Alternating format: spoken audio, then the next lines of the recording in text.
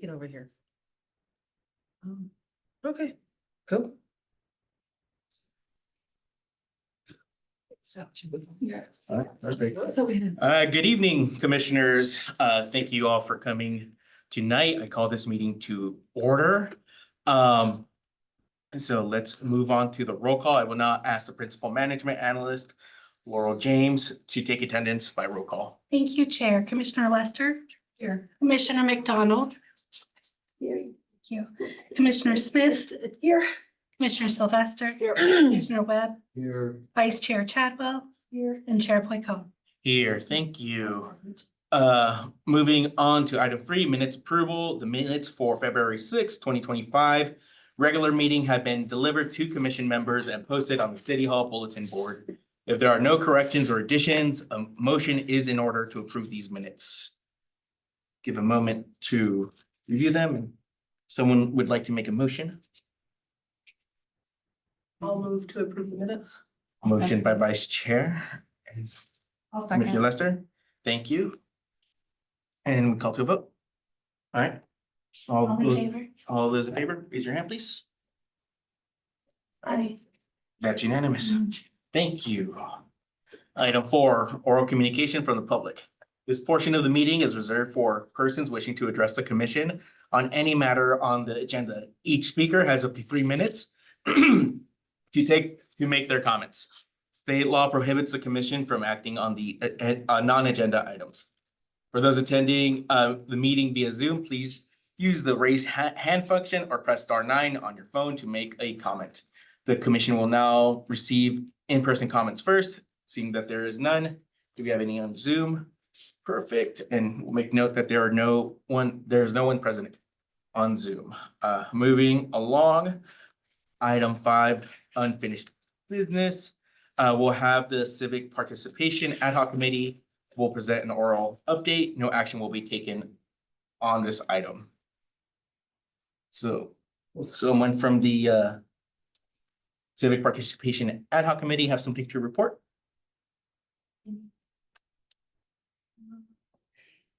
We forgot to set up who would be the. So if anyone would like to volunteer, you're welcome to. Oh, gosh. I thought you were like, Oh, no. we'll volley. Yeah, we talked a little bit about kind of outlining what civic participation means and what that would look like in the community. So we're still kind of in the planning stages of how we actually want to execute.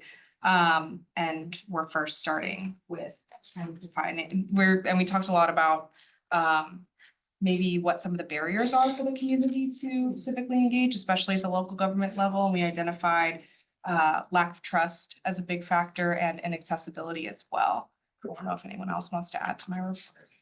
We're working on ideas of community outreach and set up meeting times, which was a Yes. process, as we all know. So it was actually very accomplished for a meeting. That's funny.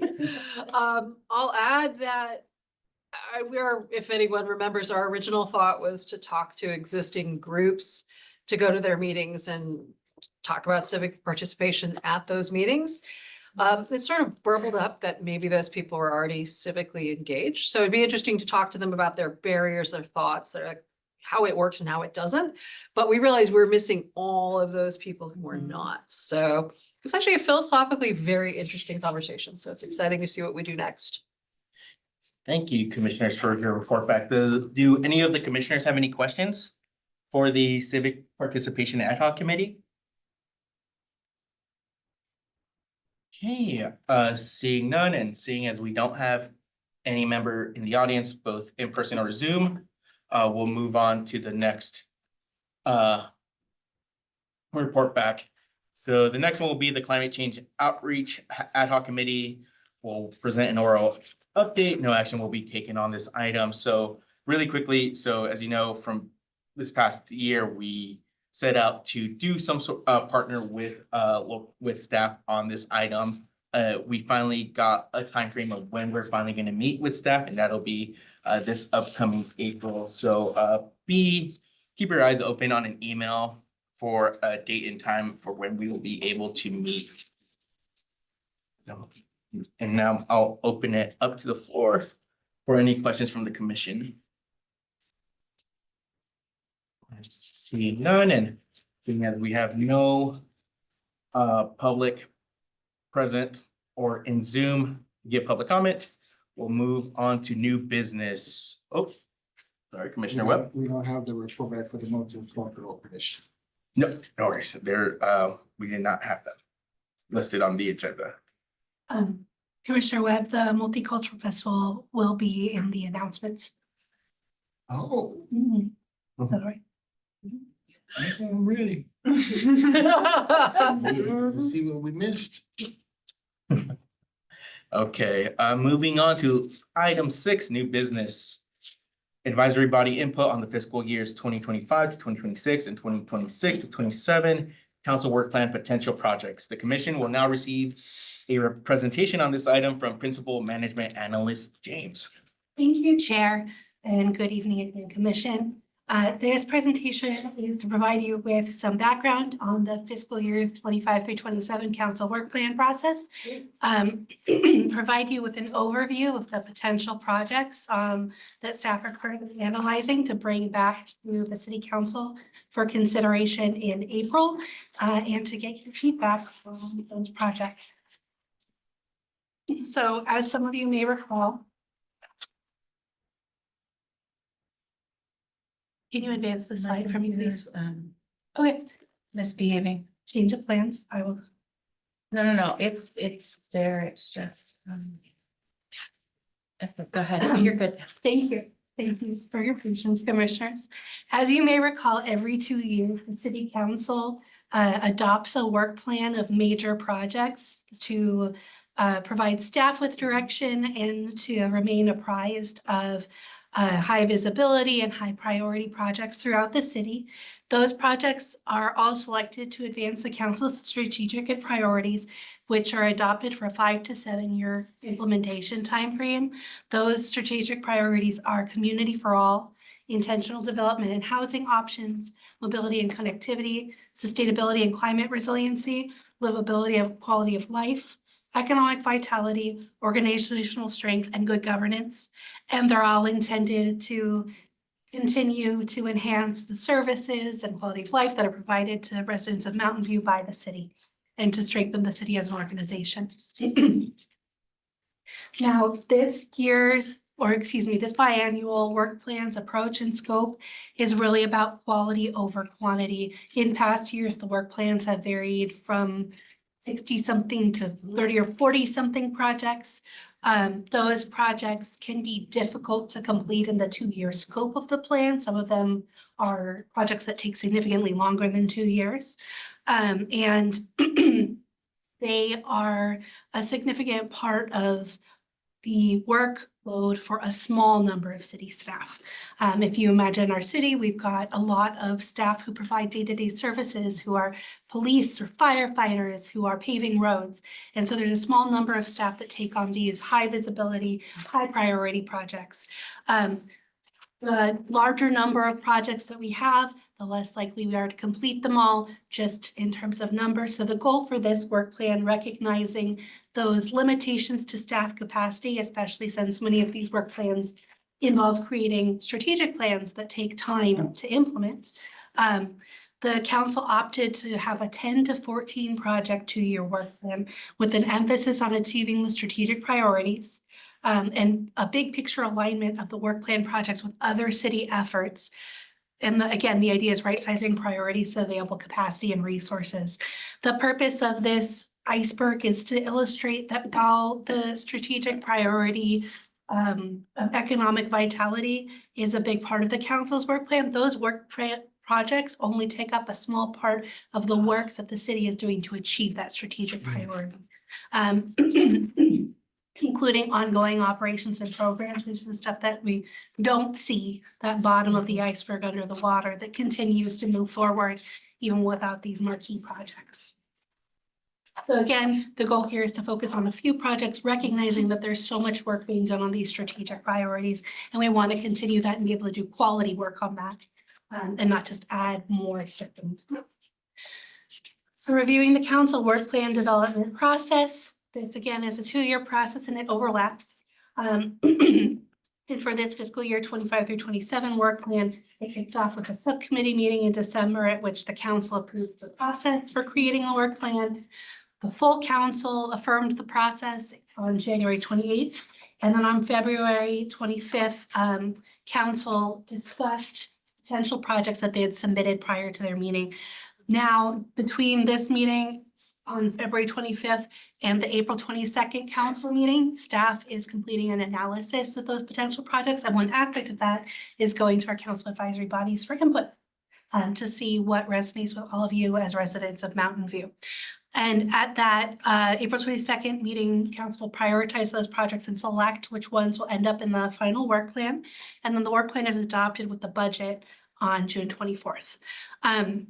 And then just as a reminder, throughout the implementation of the work plan, there are check-ins at about 6 months to every 6 months rather, in the implementation at mid-year budget and then at budget adoption to keep the public and the council apprised of the status of the work plan projects. So as I mentioned, there's staff analysis currently underway that takes a look at the alignment of these projects with strategic priorities and council goals, whether they're discretionary or non-discretionary. Sometimes we have projects that, for example, are aligned with the housing element, which we are legally required to implement within a certain time frame. The fiscal impact of the projects, the legal impact, if there are any considerations there, and in particular, if there's any additional workload burden to our city attorney's office, duration and timing of those projects, and then again, finally, staff capacity. We talked about the April 22nd council meeting. Staff will come forth with a summary and recommendation that'll include your input.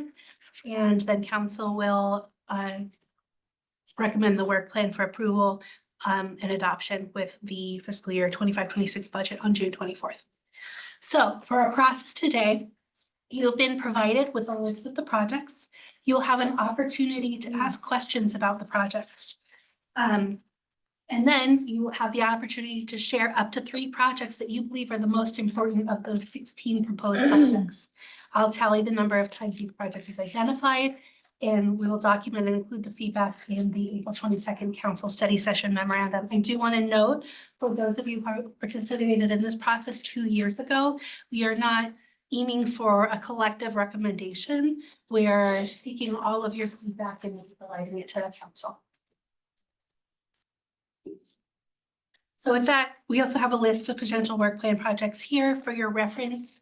I will read them briefly just to make sure that we're all on the same page. First is to complete funding agreements and begin engineering for the Stevens Creek Trail extension. Second is to develop a strategy to facilitate low and moderate income home ownership, including addressing barriers to condominium development. Third is update R3 zoning standards, which is a particular type of housing density. 4 is develop a plan for ending the flow of natural gas by 2045, integrated as a part of the decarbonization strategy that's already underway. 5 is update the race equity and inclusion action plan. 6 is expand access to broadband citywide. 7 is implement smart water meters. 7 is explore placing an amendment to the city charter and a revenue measure on the 2026 ballot. 9 is review and make periodic amendments to the municipal code in a phased approach to remove contradictory, unenforceable, or otherwise outdated sections. 10 is to establish design standards for streamlined and improved project development. 11 is to pilot an autonomous vehicle shuttle. 12 is to develop a downtown vacant storefront window display and pop-up program. 13 is to increase the pavement condition index to 71. 14 is to update council policies, legislative and contract templates, and other documents. 15 is to create a framework to support volunteer organizations working within the city. And 16 is to implement an interim pickleball plan. With that, I'll take any questions. Thank you. Do any of the commissioners have any questions? Commissioner Sylvester. On item 8, is there any information about what that revenue measure would be? Not at this point in time. It's just, Council's interested in exploring options. okay, so it's really at least as broad as that implies. Okay, that's helpful. Thank you, Commissioner Sylvester. Vice Chair Chadwell. I had the same question. It was just broad, it's broad. Yeah, I was like, I don't know what that is, but No one sounds like does. I'm not that out of the loop if they haven't defined it. Perfect. Any other questions from the commission? Commissioner what? So I'm looking at number 7, it says implement smart water meters. And I know it's part of sustainability and climate resiliency. Are they going to do a study on the cost of this versus the benefit? So implementing water meters is already part of the city's work plan, and that analysis has been done. Essentially, it does create a cost savings. We're able to receive water meter readings by driving by, instead of having to manually get the water meter readings. So it is a more efficient method of getting that information, and it gives us real-time usage data. I was wondering if you could help me understand the process here. For the city's quality over quantity idea, we're looking for 10 to 14 projects. Is this 10 to 14 new projects? Or does this also, like, how do I consider the projects that are in progress? So thank you for the question. That's a good question. The projects that are already in progress rather will continue. Okay. Those are already a part of the city's workload. The 10 to 14 projects that the council's looking for are projects that may already exist, but that are high enough priority to them that they want to receive regular and periodic updates, and they want to instruct staff to prioritize them over other work. There are also some new projects in that mix, and I can identify which ones those are if you'd like.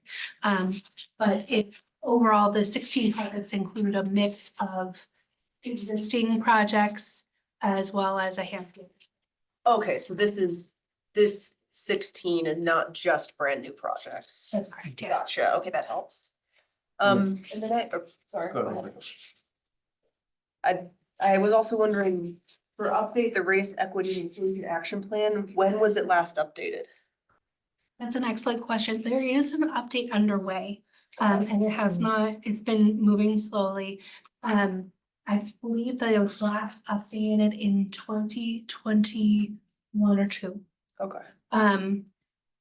Additionally, this particular update, the direction from Mayor Committee suggested the project was to look at ways to leverage our legislative advocacy to continue advocating for race equity inclusion in the current political climate. Got it, thank you. Commissioner Sylvester. Question about item 12. It seems like that would be a project already included as a sub-project in Project 12, the work plan implementing strategies for a vibrant downtown, including the Castro pedestrian mall. So I'm just wondering why it's a call out. It is related. That was a specific request from one of the council members got that it. we implement this specific program. Okay, cool. Thank you. That's very helpful. And number 7, implement smart water meters. How is that going to work in apartment complexes? Commissioner McDonald, I'm not able to answer that question because it's at a technical level that I'm not familiar with, but I can do some research and get back to you about that. Because right now I understand that if an apartment complex has 1 meter and the landlord chooses to just split the bill and the use of water by the number of units, that really doesn't tell the residents whether they're overusing water or underusing water. I understand. So the smart water meters likely would not specifically address that particular issue because it would be replacing existing water meters with these new water meters. That's my understanding of the project, but I can follow up further. Yeah. Vice Chair.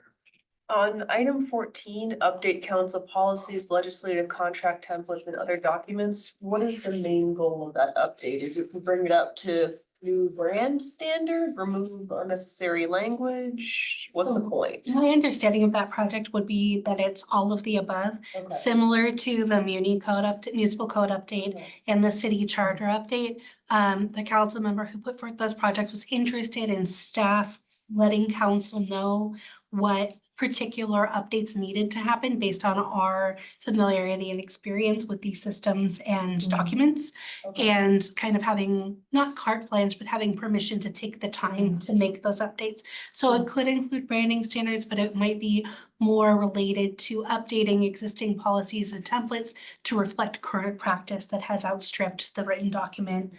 Okay, so there might be some changes to actual content. It's not just things like, updating language to be gender neutral or making sure it doesn't say, Yeah. So if I can add something here, so during the council meeting, council member Ramirez said that, for example, the city manager in the current document said that they have to be male. So Oh. this would allow for the update, like, just to give an example. Of the kind of Yes. how I outdated was these gonna ask documents the are. same one about the municipal code, but yeah. It's, Order as well. Right. That's the Interesting. So- behind that. It's the city manager. So if I can elaborate, yes, that is a common update for city charters these days. And so that would include the city charter. And in addition, in the Muni code, there are sections that are duplicative from different eras Yeah. of Muni code adoption. And then when it comes to council policies, one example is we updated the purchasing policy, I believe in the past year and a half, to align with guidelines that other cities use, which grants the city manager greater citing authority for contracts at a higher dollar amount. Okay. To keep up with inflation in modern times, but also to mean that not every contract over $100,000 has to go to council. Yeah. When they've already approved the scope or the project itself. Okay, So thank it's an you. efficiency thing. it's good to clean out old paperwork and Yeah, skeletons out of the closet of, Yeah. things that are behind the times. Any more questions from the commission? Oh, Commissioner Lester. Yeah, I wanted to ask about item 3. What is the intent behind updating the R3 zoning standards? That's a great question, and it does get a little technical, and I will answer it to the best of my ability. Okay. Our current R3 zoning standards, I believe, don't allow for a level of density that makes a project to use development parlance pencil out or be financially feasible. And so, and I believe R3 is one of our denser residential zones that includes things like stacked flat apartments. And some of these, not condominiums necessarily, but multifamily developments that kind of straddle the line between single family homes and more traditional apartment complexes. Commissioner Sylvester. Follow-on question to that. So that's updating the R3 zoning standards, but not the R3 zoning plan where R3 zoning would be done in the city. It would be specific to like what R3 means. So I Or- unfortunately don't know the answer to that off the top of my head, and I would have to get back to you. So I know R3 is being looked at, like where should we deploy it in the city? right. So Where this- do we upzone? This is a- Exactly versus like what R3 means. Yeah. This is a continuation of that and a Yeah. collaboration. Sorry, one more question. Yes. About number 15, it sounds good, but I don't understand what the impetus is. Like, who are the volunteer organizations and what kind of work are they doing with the city? My understanding of that particular project is that there is some scope to be developed, but the general intent is that the city works to identify ways to make it easier for volunteer organizations to work with the city, either by having a point okay. of contact or having a standard procedure of some kind, so it's not an ad hoc. That makes, okay, I think I understand where that's coming from. Thank you. Thank you, commissioners, for your excellent questions.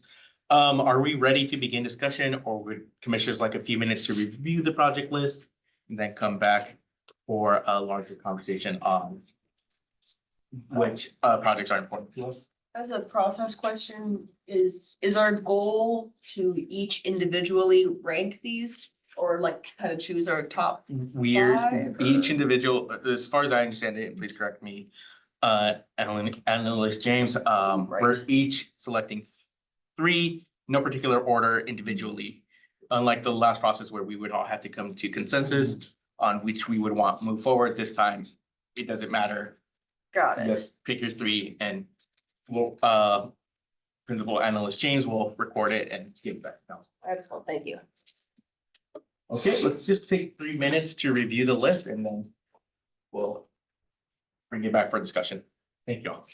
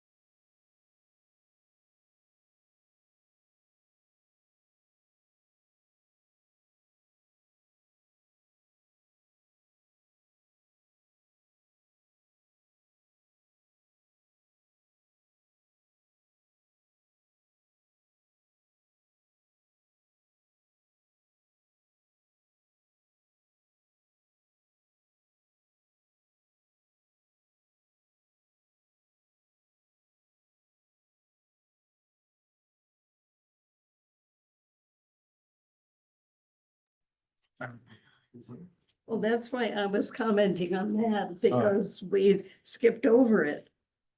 That's for Well, reference. We'll be reconvening now, commissioners, to discuss This is the one. the, what each individual commissioner would like to share that is their most Okay, important projects, so. so we're ignoring that and taking only the, Yeah. these The 2 ones that they- years they throw ahead. out. Yeah. So would and things anyone? we haven't accomplished. We They're still drop. part, no, they're still. part of the They're work. working on them. We're These work- ones are they're working still on. being They're worked still on. working. We're working on this. They want to know what else. So we need to pick 3 of the what else. Of those. Yeah. So 3 right there. Yes. Thank you, commissioners. Here's what you all- Would any of the, would any commissioner like to, start us off? I can start. Vice Chair? In no order of preference, I selected project number 1, complete funding agreements, to begin engineering for the Stevens Creek Trail Extension. Also relates to being able to bike around. Project 5, update the race equity and inclusion action plan. And project 10, establish design standards for streamlined and improved project development. Thank you, Vice Chair Chadwell. You want to go next? No, I'm sorry, I forgot, I wanted to ask a question. It seems like I missed it, but the pavement condition number 13, Yes, index to 71. yes. What does 71 mean? Yes, so the pavement condition index is a measure of the general pavement condition of a city. It's a measure that's created by Caltrans. And we're currently, I believe, at 67 or 68. Getting the PCI to 71 is significant because once your PCI is above 70, you have more discretion with how to spend your transportation funding from MTC and Caltrans. So we're just gonna go down. So Commissioner Lester? Yeah, also in no order of preference, I selected project number 3, update the R3 zoning standards. Project number 5, update the race equity and inclusion action plan, and project number 10, establish design standards for streamlined and improved project development. Okay, Commissioner Sylvester.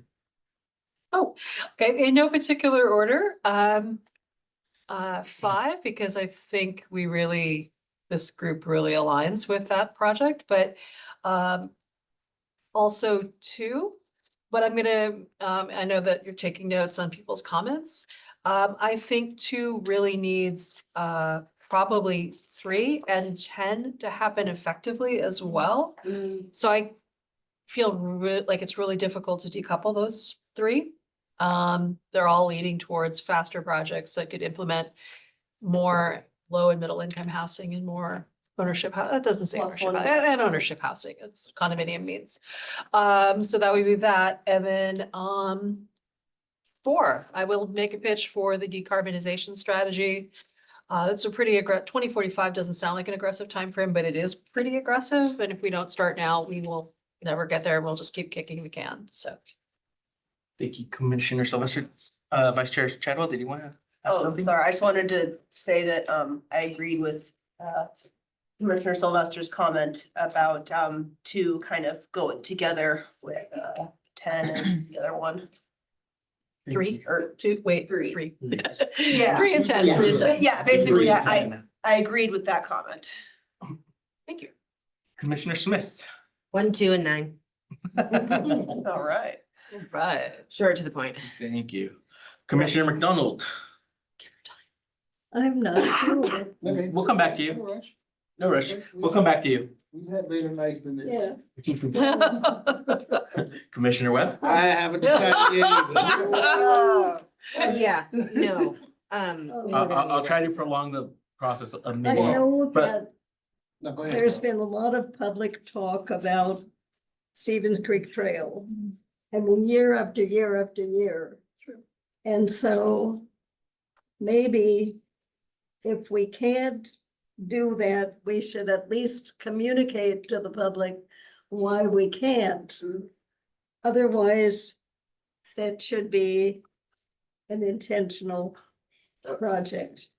Thank you, Um, Thank you, Commissioner I'm McDonald. totally confused about number 4. I don't know whether that means old buildings that have gas are gonna have to get rid of it. Mhm. So if I could, Commissioner McDonald, if I could respond to both of those questions / comments. For number 1, the Stevens Creek Trail is a large public works project that involves engineering and design. It involves identifying multiple large funding sources, and it involves creating agreements in collaboration with other agencies. And so it's a highly complex, very large project. It's continuing forward. It cannot continue forward quickly. It cannot, Continue forward quickly. It's a slow project. And okay, it is carrying on. That's one of the reasons that the scoping for this particular project here is to complete funding agreements and begin engineering, because that's what's feasible in the 2-year time frame. And then to speak to number 4, it would include ending the flow of natural gas in Mountain View. So that would include existing buildings that have gas. And the goal would be for gas to no longer be an energy source in Mountain View. and it strikes me that buildings that would require that will see their leases or their rents go way up. That could depend. It depends on what funding is available. It depends on what incentives are available. I don't think that, I think one of the ideas behind developing a plan would include some sort of strategy for pass-through control. But I don't think that that's a foregone conclusion, that that would be the result at this point in So- time. Would there be, what you just said last overlaps my question.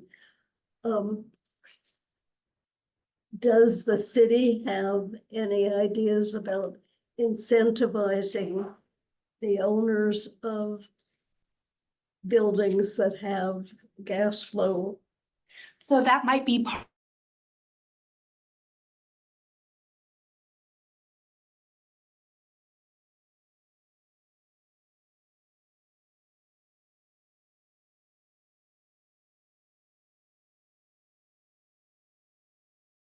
framework. And so this project would be to develop that framework. So Commissioner McDonald, if you'd like to select that as one of your options for council to consider that, I would select that item alongside 2 other items you'd like That council was to. her question mark. She's got check marks. Yeah, So. so I'm gonna mention mine really quick and then I'm gonna come back to both of y'all, okay?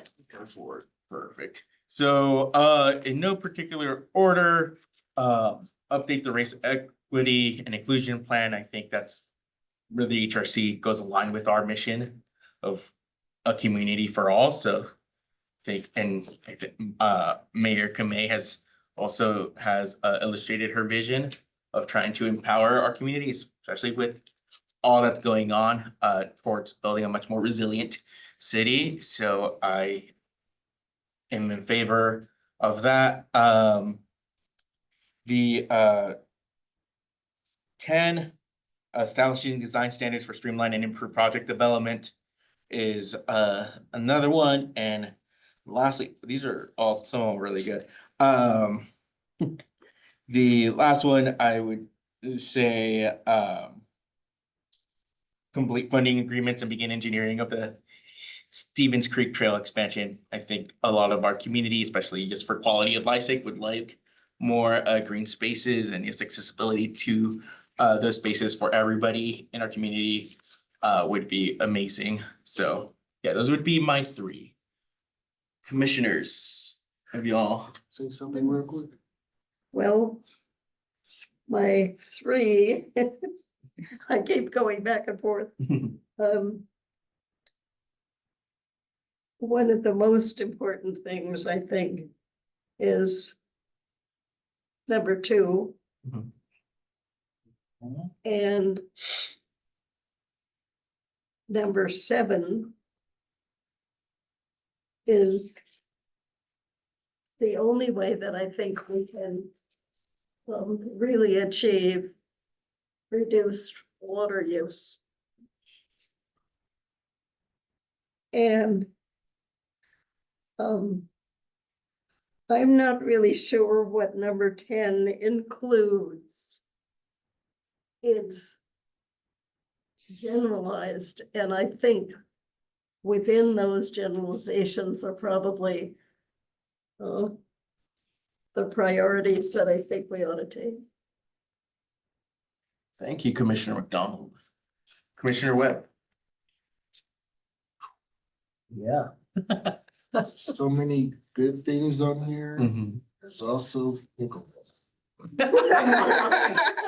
Uh, Yeah, I think that was a throw in. It's like some of these things were like, the other commissioners were stating, they're tied into each other. Which makes this of a challenge, it's like which one comes before the other, the cart before the horse.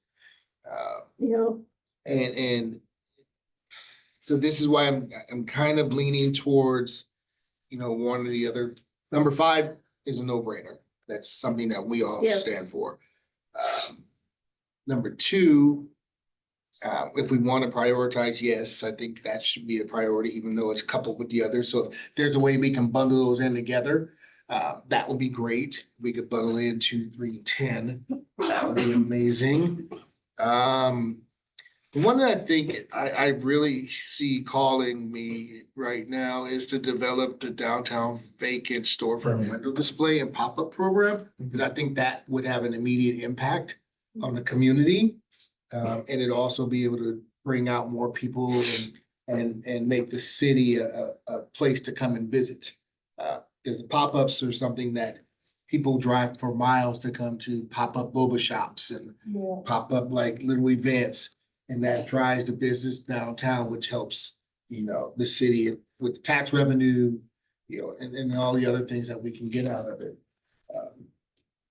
But that's something, but then I'm also leaning towards, since you explained number 13 and seeing the benefits of it, to free up the transportation dollars, which is huge, because then you can tie in all those other things that are part of transportation in here.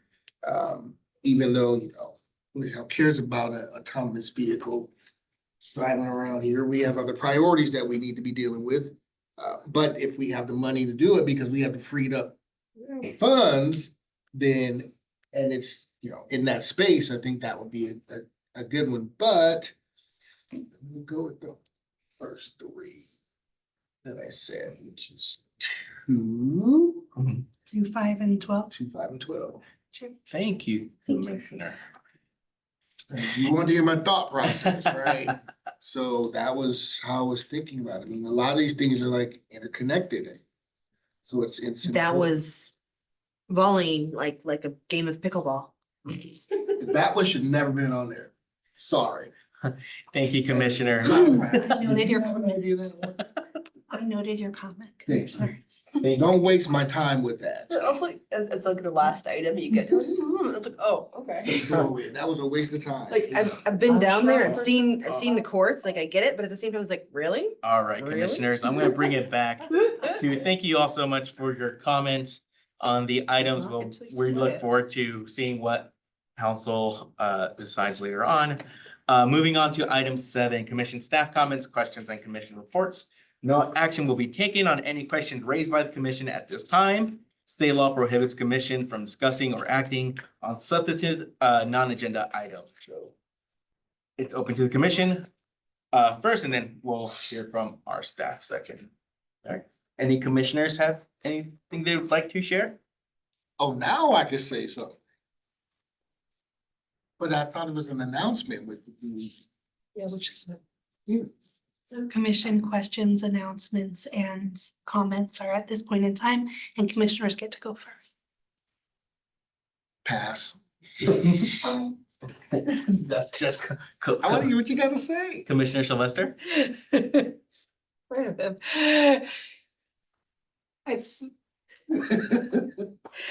Okay, I am hosting an event in City Hall Plaza on Saturday from 3 to 5, honoring International Women's Day. Thank you. Peace has been restored. It is, it's to build solidarity and community among participants. We will be doing something, to simplify the way we'd phrase it, open mic night. If people want to share stories or thoughts or comments, there'll be a chance to do that, but there'll be also plenty of chance to build community in the audience as well. So very casual, very positive, focused on how women can band together to restore our rights, build community and protect each other. And everyone's welcome, absolutely everybody. Thank you, Commissioner Sylvester. Commissioner Webb? You wanna go first? you beat me on the buzzer, I saw you. Oh, I'm sorry, Commissioner Oh, Lester. good. Well, I guess after Commissioner Sylvester's event, I would highly encourage as many people as possible to attend Congressman Liccardo's town hall on Friday. I think that on the note of civic participation, I think it's important that our leaders continue to hear from us. And I think from what I saw at his previous town hall, the feedback is that he needs to be doing more. And I think as he continues to appear in the community, we need to keep pushing him in that direction. So yeah, I'm not sure exactly what the details are, but I can find them. Is it Sunday, actually? You're right, it is on Sunday. Sunday, like 1:30 or something? Yeah. Here in Mountain And View. Commissioner Lester, feel free to share that with Laurel, and then she'll share it with all the commission. Liccardo's event, yeah, so So Okay. that'll be Sunday. the night. local auditorium. And It's in Mountain View, right? Mhm. I think so. I'm just gonna look it up right now. So Commissioner Lester will send it out to Laurel, and Laurel will send it out to the commissioners so that, and so we don't have to. If she's looking it up now, that's great, because then we could actually plot it in our calendars. 'cause- Well, yeah, and we can do that after the meeting too. But I had a follow-up to her. Yeah, go for it, Commissioner Oh. Webb. Sorry, it's at Mountain View High School, 2 to 3 PM on Sunday, March 9th. RSVP required, I believe, though. Yes, Is it- it's limited to 385 attendees. Okay, get that link to us. Yes. Thank you, Commissioner Lester. Okay, follow-up question now. Yeah. Commissioner Webb. With your event, are there different organizations that are participating in this? Is there for your women's? Yeah, in what sense? We're not doing tabling, if that's, but there'll Okay. be people representing different organizations, obviously running it and speaking at it. But it's not going to be driven by a bunch of, here's your 10 organizations coming up to speak. It's much more, if you will, grassroots, More fluid. Free range, inclusive. free range, Ah. free range women. Oh my gosh, yes, I guess so. Thank you for that, throwing me off. You're welcome. You're welcome.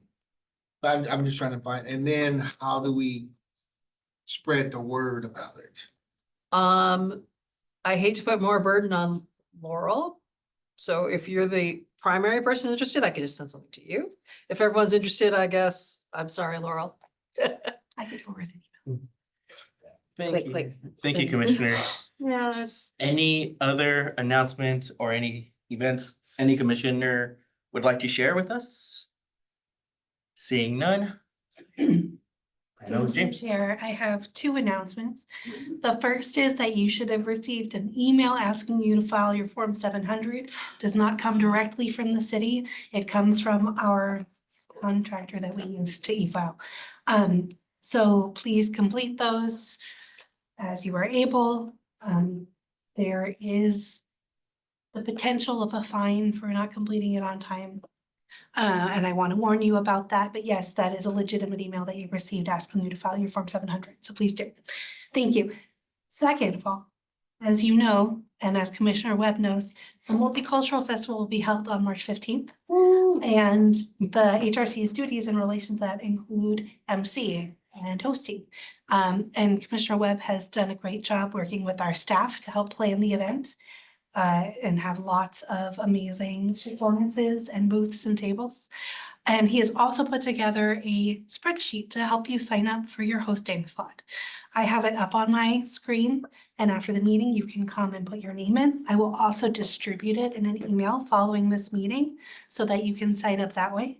There are several hosting slots as the event launch, starting at 10:45, and then the last one ends at 2 p.m. We will have joint hosting duties, so it'll be 2 MCs at a time. So looking forward to that. I will need you to sign up for a slot to support your fellow commissioner who's worked hard on assisting with this event. Commissioner Webb, do you have anything that you would like to add? I'm glad you asked. It's been a fun journey this time around.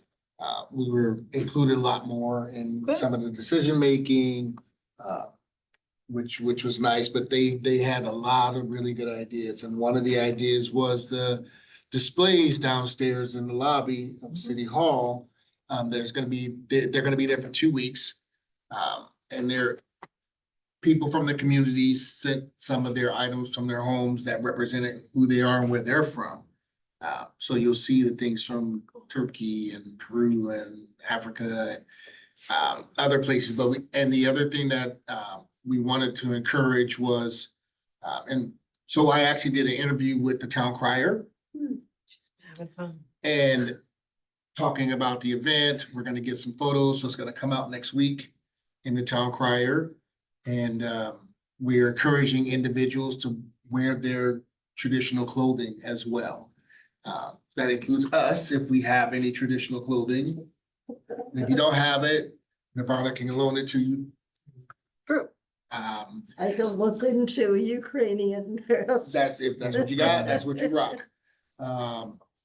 Yeah, and hopefully it'll be a lot smoother this year than it has been in the past. But we're gonna give it our best shot, and I'm super excited about it. So let's go out there and have some fun. Thank you so much for your work. Oh, we have a hand. Oh, yes. I have a Commissioner question McDonald. about number 13. What is the index to 71? Increase the payment condition index to 71. I don't know anything about that index. Absolutely. To circle back to that question, then I think we'll close the item after that, is that the pavement condition index is a measure of pavement condition created by Caltrans. I think, potholes and other features or deficits, one might say, per mile of paved road. And they create this number that represents the quality of the roads in a particular city.